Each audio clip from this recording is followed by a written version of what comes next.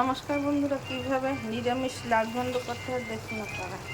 আমি কেটে ধুয়ে পরিষ্কার করে লাউ এইভাবে চোখো করে কেটে নিয়েছি।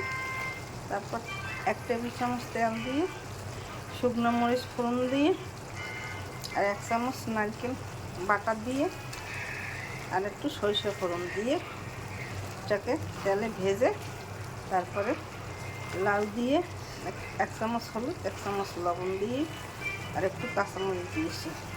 নামানোর আগে 1 চামচ চিনি দিয়ে নামালে নিরামিষ লাউ ঘন্ট রান্না করা হয়ে যায়। দেখুন দেখতে কত সুন্দর হয়েছে, খেতে অনেক সুস্বাদু, সামান্য উপকরণেই রান্না হয়ে যায়।